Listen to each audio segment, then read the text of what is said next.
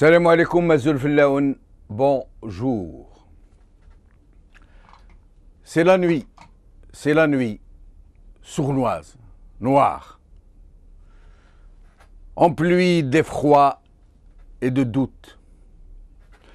Des bribes de Zorna lointaines sont happées par un fouet de vent, puis elles retombent et s'évanouissent. Les pas lourds des cohortes grises peuplent l'âme glauque de la boue des jours, en autant de sang visqueux, mastication de choses gluantes. Des bulles hésitantes s'en échappent, qui s'étirent et enflent avant d'éclater en miasmes immondes. C'est la nuit, la 60e nuit, depuis la veille de l'an 1 de la dignité révoltée, la 60e nuit depuis celle d'où s'étaient levés les frères de novembre.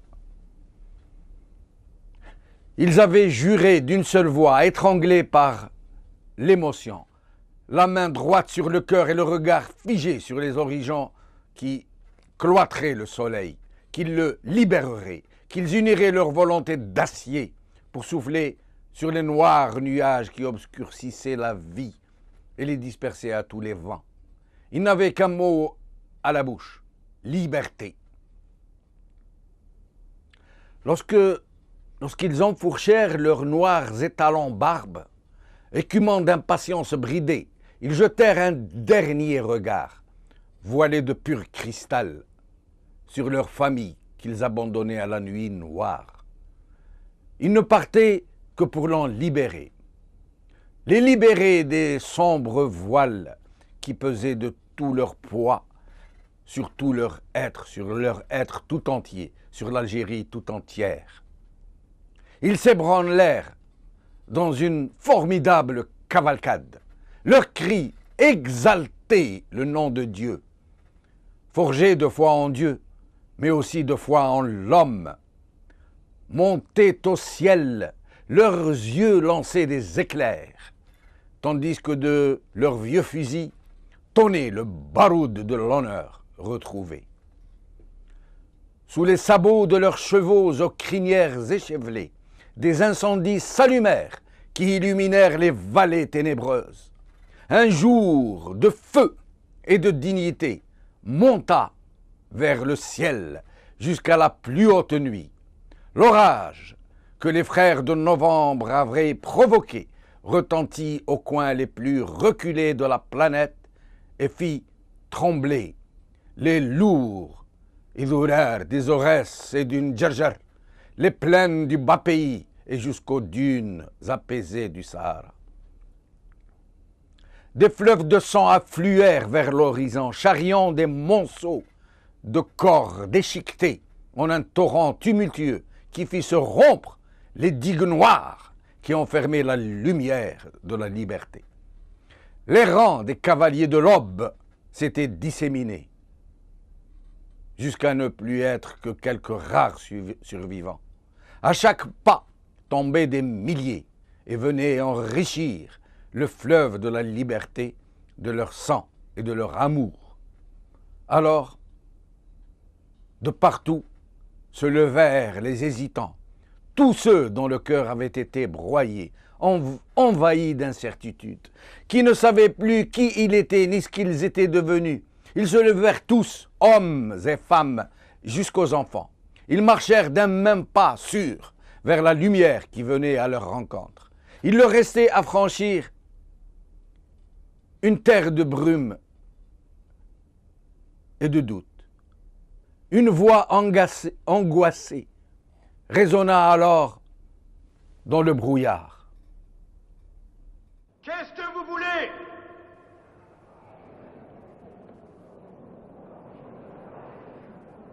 الاستقلال! روحوا بلادنا! الاستقلال! الاستقلال! الحقوا حريتنا!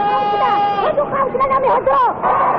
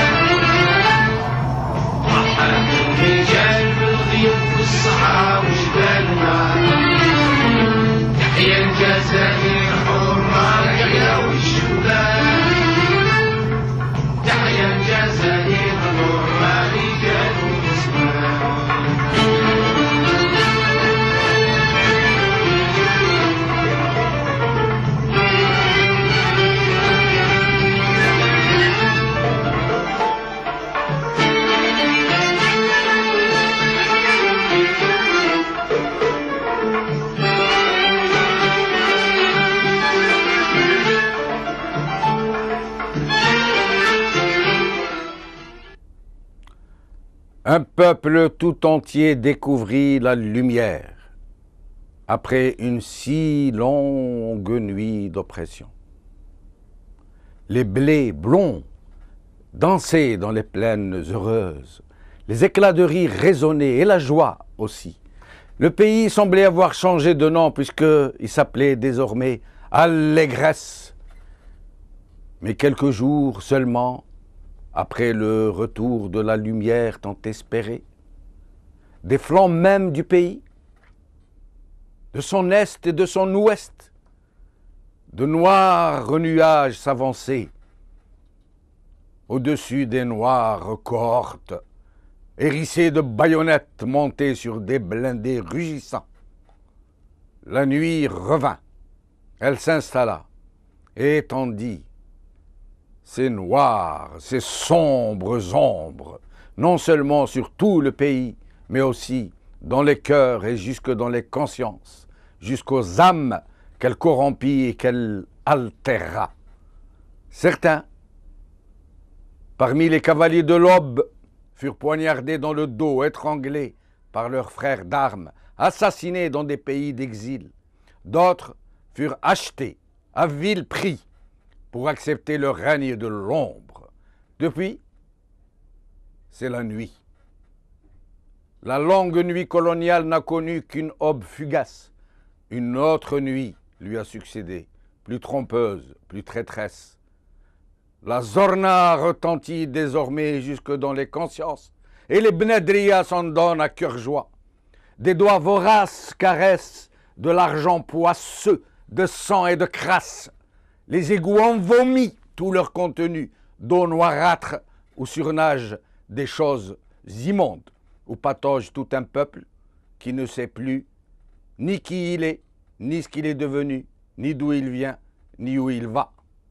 Il n'a gardé des cavaliers de l'ombre qui lui avaient gagné la lumière au prix de leur vie que des mots creux rabâchés par des bouches menteuses. Celles des cavaliers de la nuit, les cavaliers de la nuit qui chevauchent des chiens gras aux babines retroussées, au ventre rebondi, qui grognent des relents d'hymnes. Les palourds des cohortes grises peuplent l'âme glauque de la boue des jours. Aujourd'hui, La voix de l'Anqa n'est plus qu'un refrain cassé, un instant de bonheur dissipé, brisé sous les pas des soudards de la nuit. C'est la nuit.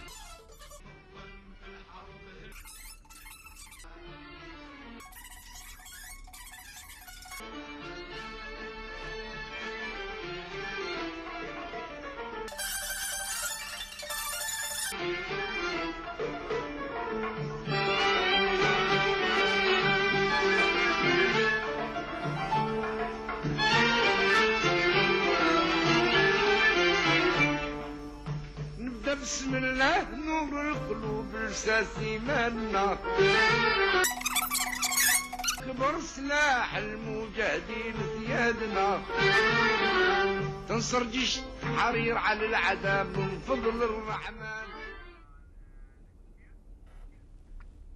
Aujourd'hui, pour la presse d'aujourd'hui, est-ce que vous pouvez me donner les titres, s'il vous plaît? Est-ce que vous pouvez me donner les journaux, s'il vous plaît? Je ne vous énumérerai pas les titres. Le Courrier international, Huffington Post,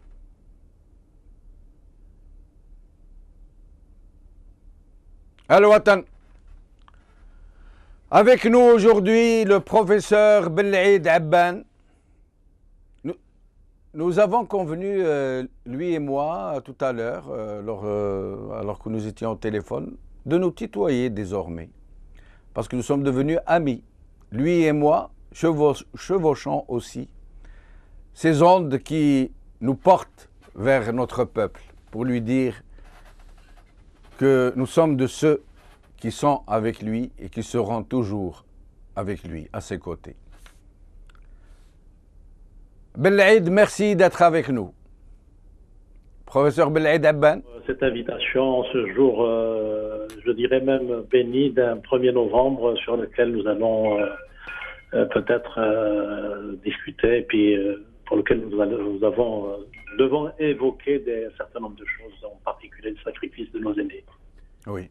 Alors, dis-moi, Abban, que t'inspire réellement la commémoration de cette journée du 1er novembre, comme ça, à froid? À froid, moi, j'ai toujours été très sensible à ce jour parce que c'est l'entrée en modernité de notre pays. C'est le jour où un certain nombre de jeunes militants, qu'on appelait alors des activistes, ont voulu faire une rupture brutale avec le passé colonial de notre pays. Ça, c'est la première chose que ça m'inspire. Et donc, à ce titre-là, c'est pour moi une journée fondamentale dans l'histoire de notre pays, de notre nation.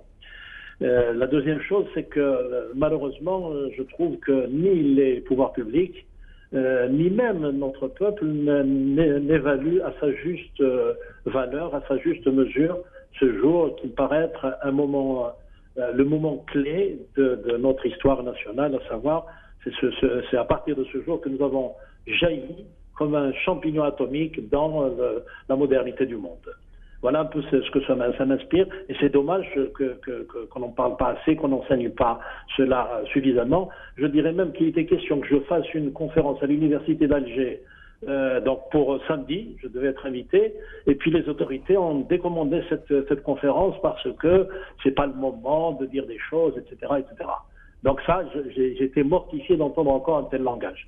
Alors que le 1er novembre, certes, c'est quelque chose de fantastique pour nous, mais aussi il y a des choses qu'on peut dire, il y a une face sombre qui n'est pas forcément mauvaise du reste.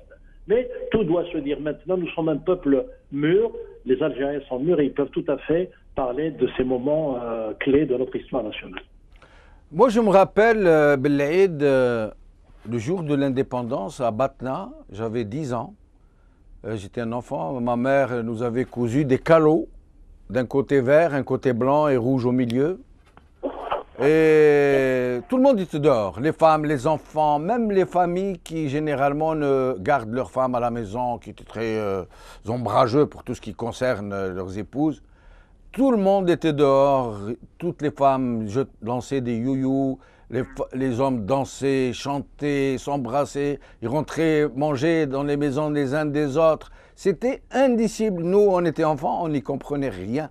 Je n'ai jamais plus retrouvé une telle liesse, une telle allégresse dans le cœur des gens. Je n'ai jamais plus retrouvé une telle joie.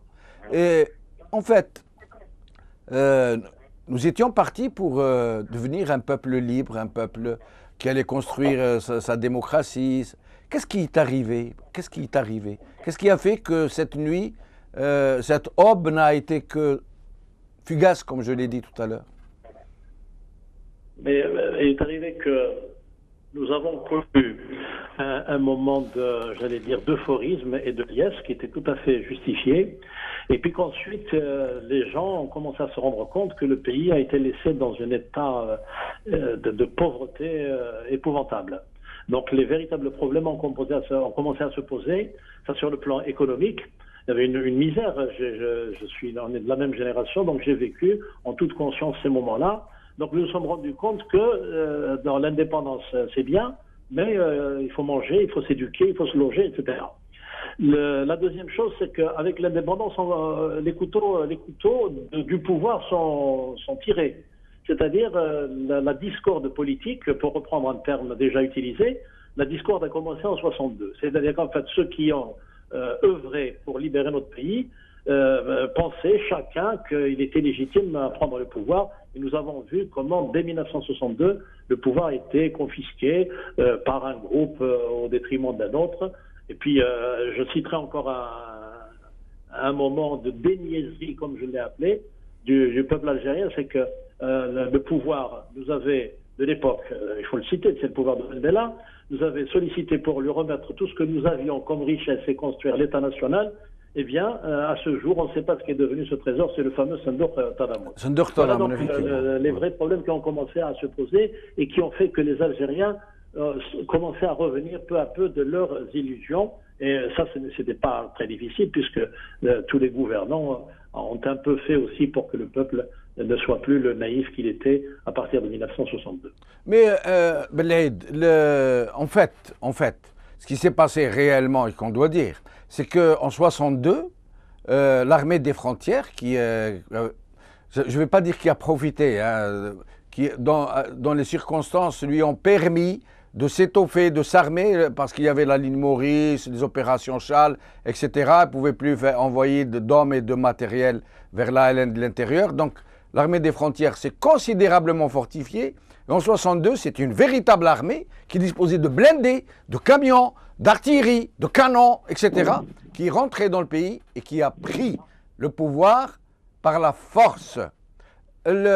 Comment les moudjahidines de l'intérieur et le peuple algérien tout entier a laissé se perpétrer ce coup de force qui allait changer le destin de l'Algérie et qui allait ramener la nuit et faire oublier cette aube tant espérée.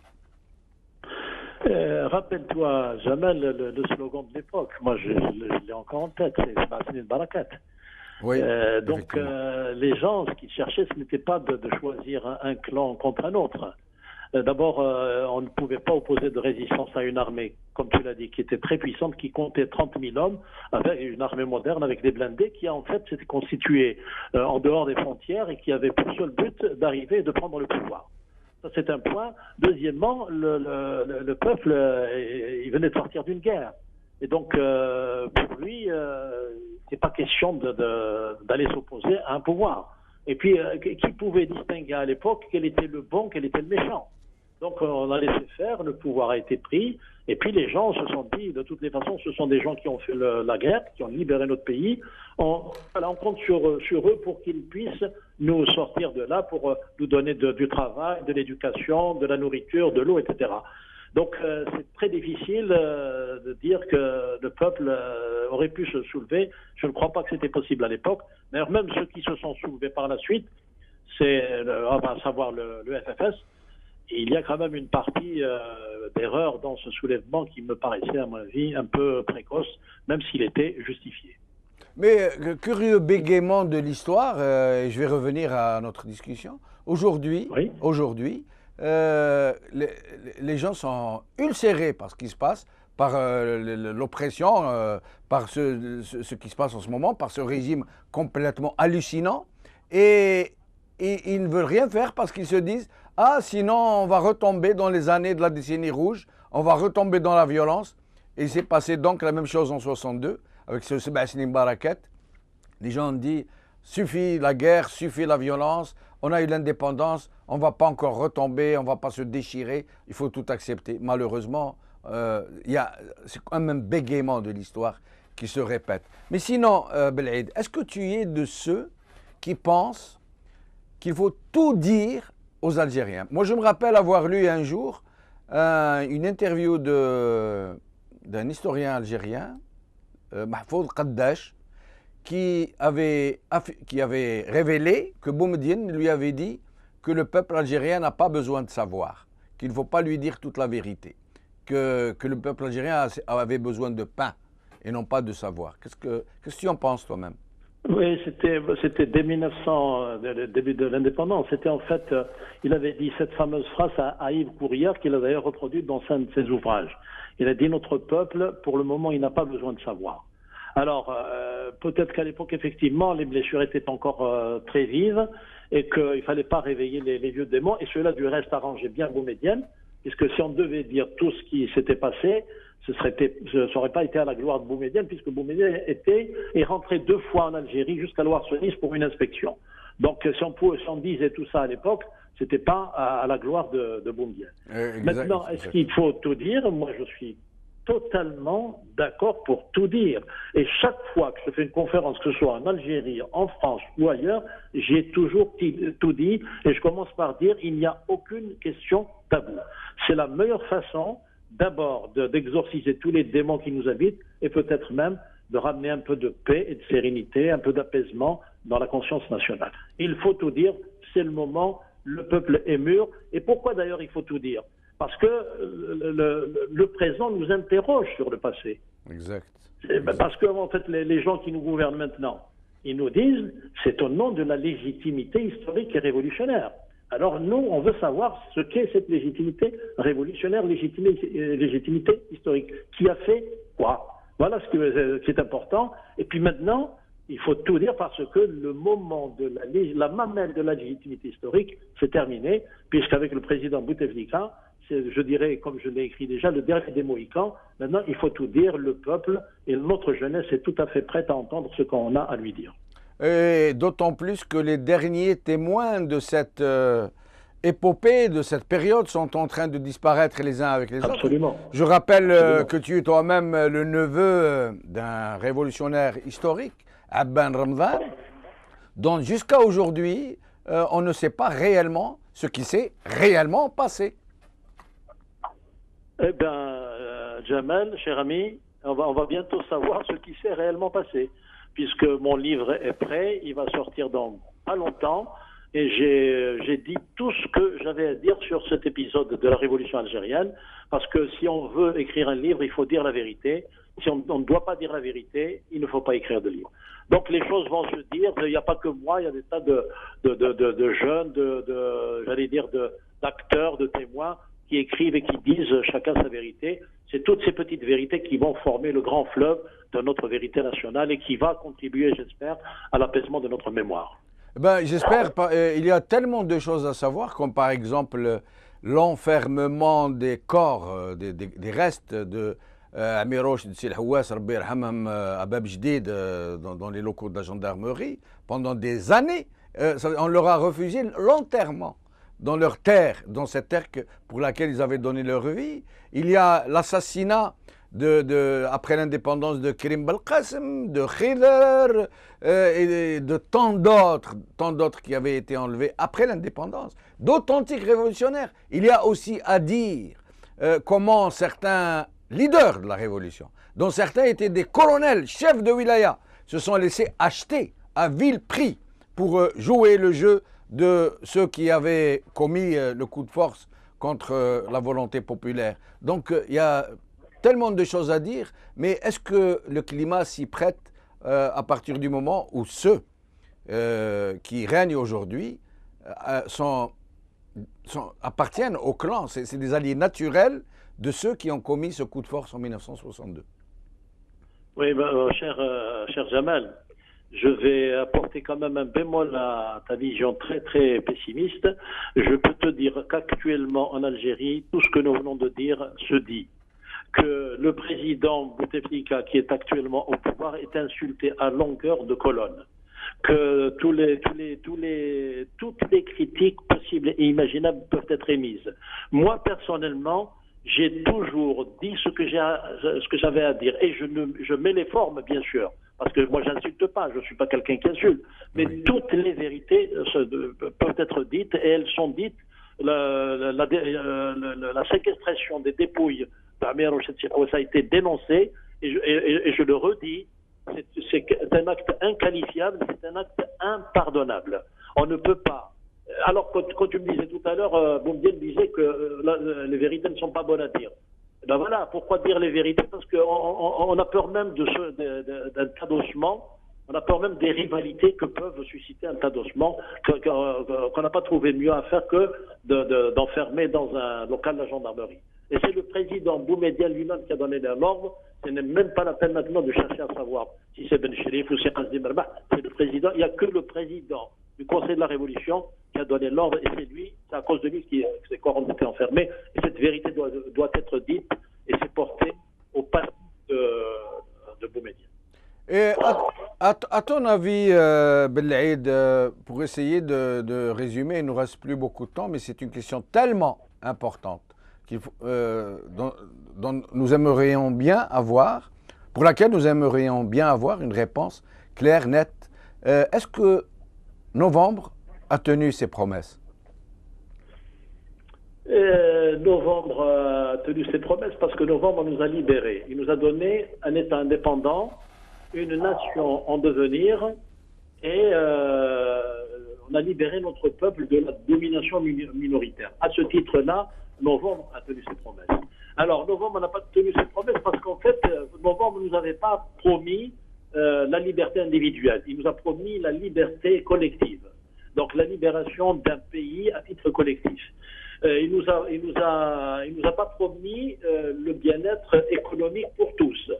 La seule promesse qui a été faite dans Novembre, dans la plateforme, j'en parle dans un article qui va sortir ces jours-ci, c'est la nation, la résurgence de la nation, l'État indépendant et la libération de la nation de la domination de la minorité, j'allais dire, coloniale qui était en Algérie. À ce titre-là, il a tenu ses promesses, mais bien entendu, les promesses qui n'ont pas été tenues, c'était celles du romantisme révolutionnaire de 1965, c'est-à-dire j'allais dire la liberté d'expression, la liberté de parole. Au contraire, à partir de 1965, et là je suis gentil avec le régime qui l'a précédé, à partir de 1965, on a pourchassé des gens. On a arrêté des gens parce qu'ils portaient un livre anti-naziste ou un livre politique. On a pourchassé les communistes, les berbéristes, les islamistes, enfin tout ce qui est détonné dans le paysage politique algérien. Et ça, à ce titre-là, la révolution et l'indépendance n'a pas tenu ses promesses, malheureusement. Belaïd, merci beaucoup. Donc, nous arrivons au terme de cette émission. J'espère que nous nous retrouverons bientôt sur le même thème. Je ne suis pas d'accord néanmoins avec toi parce que je considère que nous sommes toujours dominés par une minorité qui se transmet le pouvoir, dont les membres se transmettent le pouvoir les uns les autres. Une minorité qui, soit dit en passant, et c'est très important de le souligner, sont tous, presque tous, parents les uns des autres par les liens du mariage. Ils se marient entre eux depuis 1962. Ils sont tous parents les uns des autres. C'est vraiment une famille qui nous domine aujourd'hui. C'est vraiment une minorité, pas de colons, minorité d'Algériens qui est devenue une aristocratie, une oligarchie, ce qu'on veut. Merci pour votre fidélité, en espérant vous revoir bientôt. Salam alaikum. Azul, qawala khair.